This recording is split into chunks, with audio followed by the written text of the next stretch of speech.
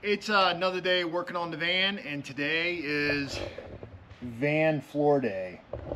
So we have the factory Mercedes floor in here for this 170 extended Sprinter. I don't know how much of it we're going to be able to reuse. Primarily what I'm thinking about is the trim pieces in the back, and there's a trim piece up front. But today we're going to be taking the old floor out. So if anybody wants a factory floor from a 170 extended Sprinter van 2024, it'll be available soon. What we're going to replace it with is some XPS foam and Advantech subflooring. And the reason why we're using Advantech subflooring is because it is a super dense subfloor that is mold resistant, water resistant, and has a water resistive glue in it. So we're going to use that in the van. I used plywood in the last van, and that went well, but I want to use this product in particular. It's got good screw holding, because this floor is going to be a little bit different because we are not screwing it down to the floor. All right, so the technique that we're going to be using is actually, I saw this on a video from Chuck Cassidy's channel. He primarily does school buses, but the floor technique that he uses XPS foam that's glued down with subfloor adhesive, and then the flooring on top, your choice, is then glued down to the XPS foam. So the XPS foam is got an R value of 5. In our previous van, we had used polyiso cyanate foam because it has a higher R value.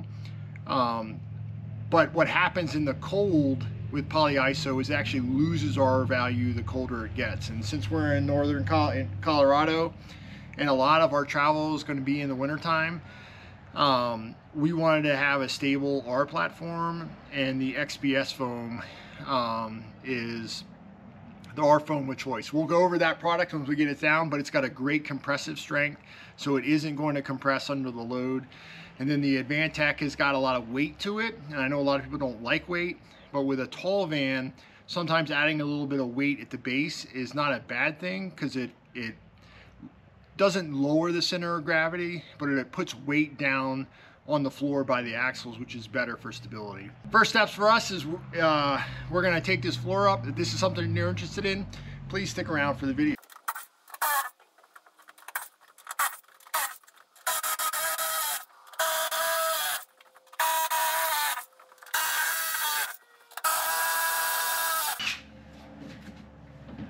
All right, now that all those are up, now some people use these spots to hold down the floor. I'm not going to do that. Like I said, we're going to just simply glue it, so I don't want to drill anything into the floor itself. Nice thing about this floor is that we'll be able to use it as our template for not only cutting out the foam, but also cutting out the floor itself. So we're going to go ahead and take these aluminum strips up, and then we'll start pulling the floor out. All right, so you can see the floor is nice and clean, and you know, something funny, you know, they use Velcro to adhere the floor down, and you can see they put some padding in a couple places, but it's hard to stick the Velcro down to the van if you never pull the backing off of it. So this is just some 3/8 inch plywood, it looks like. So it's a good floor with a rubberized coating on it. So hopefully someone who has a 170 that 170 extended that wants to use, I've seen some people use the factory floor as the finished floor after they insulate it. So we'll put that up for sale, really cheap for someone if they're interested in it. So this is a good time to clean up all the trash, and then just give it a good wipe down with acetone to make sure it's clean. So we're gonna vacuum everything out and then wipe it down real fast. One of the challenges with Mercedes floors, like most van floors, is there's really not a true consistent floor feature. So if you look down you have a rib here, and then this is deep, and then you have a series of ribs that are normal, and then you've got another deep one. And then as we move into the van, we have all kinds of different changes to the floor in different spots. You've got high spots, you got low spots, you've got just different variations of the floor setup. So sometimes that makes it challenging, which is why on my last van I kind of built a grid so that we had a consistent floor pattern that was nice and level. But really, like I said, Chuck Cassidy's, I'll leave a link in the description below to the video where he kind of explains why the XPS foam is the best foam, but also his floor system, because I think it's pretty ingenious in its thought process, considering that the weight of the floor is going to hold itself down, and then as you mount things down to it, you know, that's what really secures everything in place. And your cabinets and all that get connected to the van walls, which holds everything secure, and then you screw into the subfloor, and then you never actually create a penetration in the van, which is future proofing for rust and all the other things. So the next step, I guess, is we'll pull the foam out and lay it down, and we'll start kind of tracing the template from the factory floor. All right, we have laid out our foam board, and again, this is the Owens Corning Formula XPS with a 150 pound compressive strength at 15 psi. So that's going to give us an R5 at 1 inch thick. This is closed cell foam, so it's not going to absorb water, and it's going to be it's a nice dense foam. They usually use it on exterior sheathing, foundation walls, things like that, to provide a good insulation, but it's not going to compress or have any of the qualities of some of the softer foam insulation boards. So you can tell the difference when you grab this stuff, because if you pinch it with your fingers, it doesn't compress at all. So what we're going to do is we're going to take the floor and we're going to lay it out onto the foam board, and we're going to trace out our lines. Now, something to remember is these are 4x8 sheets. Our flooring is 4x8 sheets, and what you don't want is the seams here to line up with the sheathing. So our sheathing is tongue and grooved, and that's the other thing I like about this, is that this will lock itself together over time, but we don't want the seams of the foam to line up with the seams of the sheathing, so we're going to stagger some stuff. I'll show you what I'm talking about.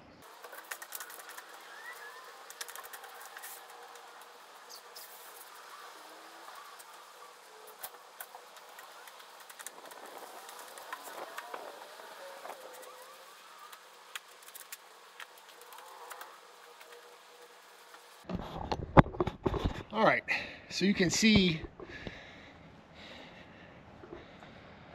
by just staggering that off a few inches, we're not going to have a seam anywhere where there's a seam for the boards. So our sheets should all kind of line up in different spaces based off of where the cutout's going to be. And then we'll do this same process when we get the plywood ready, to lay it out, draw it, and then we'll cut it.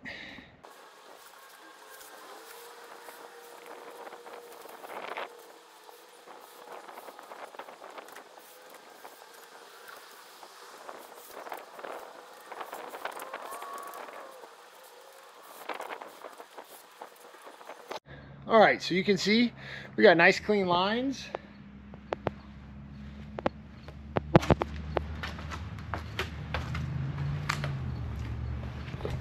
Well, maybe you can see. Well, you saw me draw the lines. So we'll go ahead and cut them out, and you can use any number of methods to cut it out. You can use a blade, you can use a hot knife, you can use really whatever you want to cut it. It cuts pretty easily. So okay, so We've got 3 of the 4 pieces cut out right now, and what I've been using is my jigsaw with a clean wood blade, and it is making great cuts. So they're nice and straight, and it's working really well. So I'll show you kind of how we make the cut. And the jigsaw method doesn't create a lot of mess. It does have some of that stuff, but other than that, I'm really happy.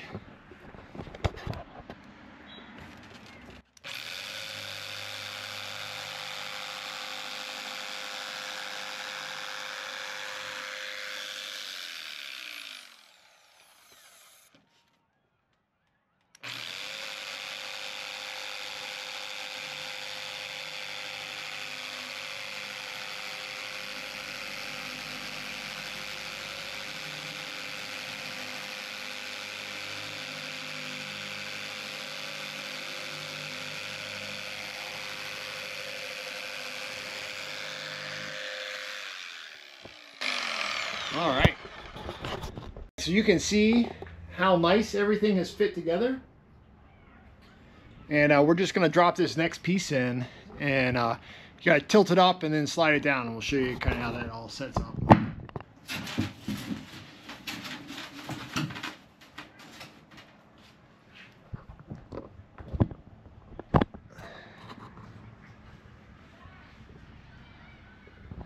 And just like that, our van floor is insulated. And let me show you some of the other pieces.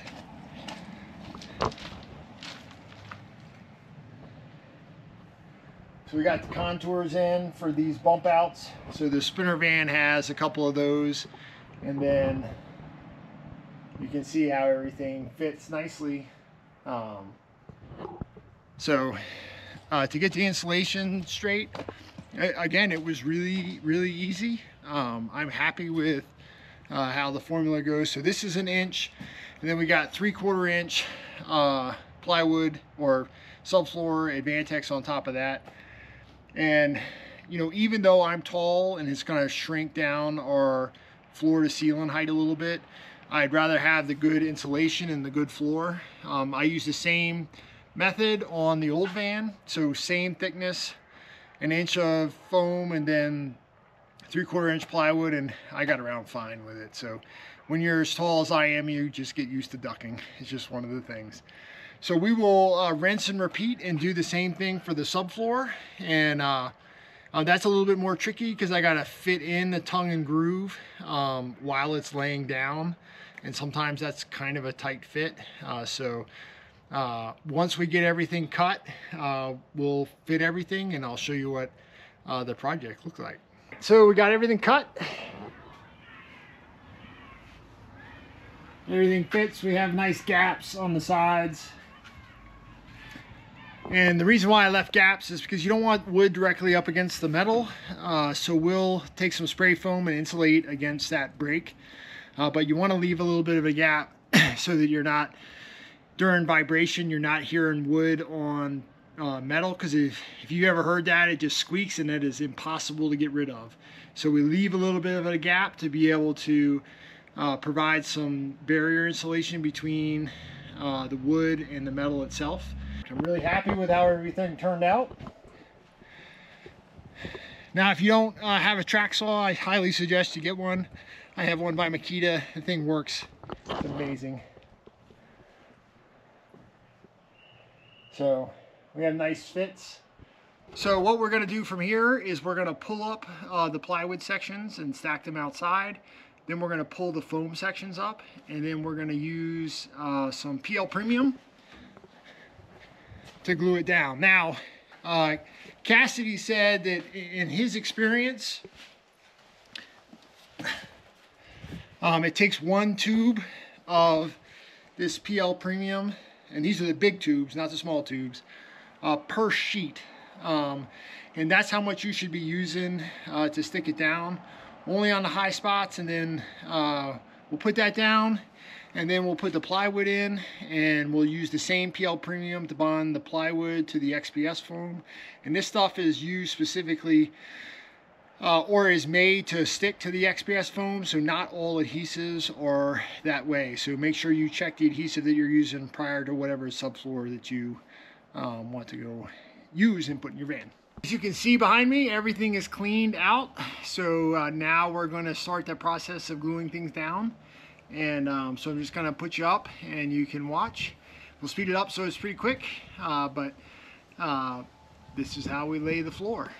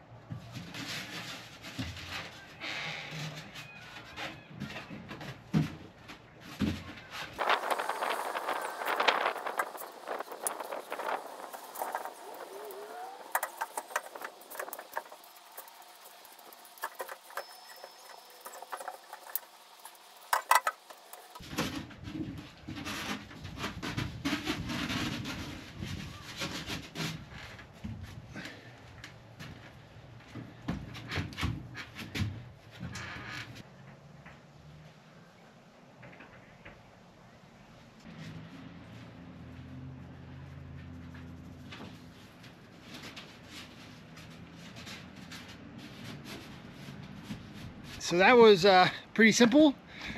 So now a nice pink floor.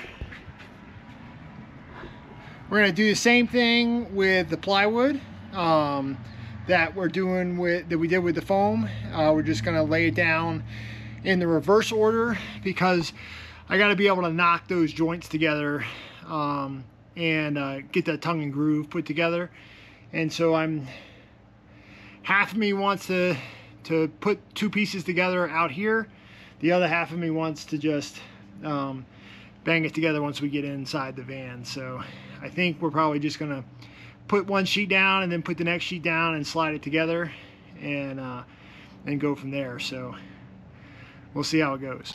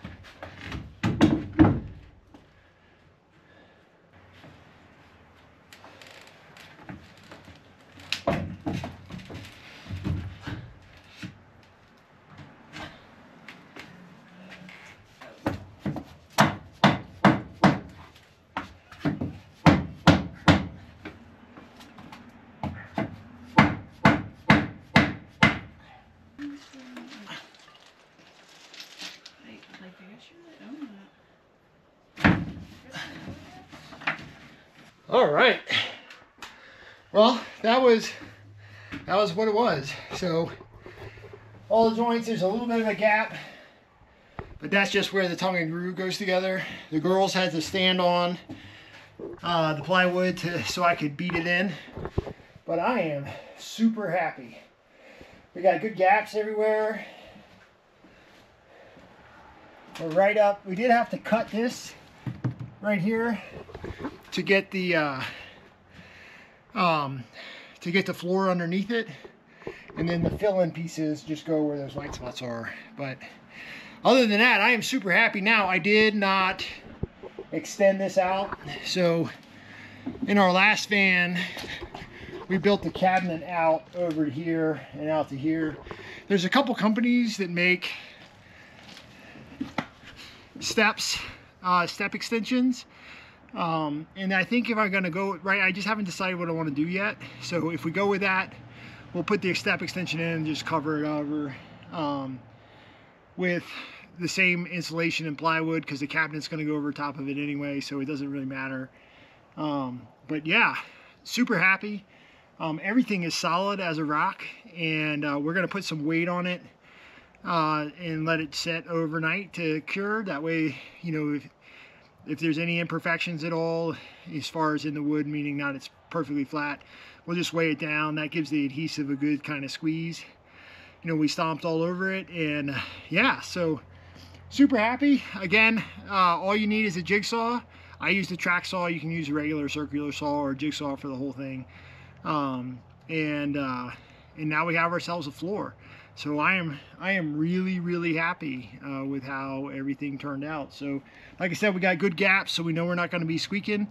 We'll fill that all with expanding foam and go from there. So that is how you install an Advantix tongue and groove floor with 1 inch of R5 XPS foam board. Thanks again for watching. If you've lasted this long, give yourself a giant thumbs up. Thanks again. If you liked what I'm doing, give me a thumbs up, and think about subscribing to the channel. We got a lot left to do to get this van up and rolling. So thanks for joining us thus far. If you want to see any of the earlier videos, just look in our video history where we did our roof rack. We put the air conditioner on, we installed the Max Air fan, and then we transferred a bunch of stuff from the old van to this one. And yeah, so again, thanks for watching. Sorry I'm rambling. This is Dan from Ramblin' Ambition, and we'll see you next time.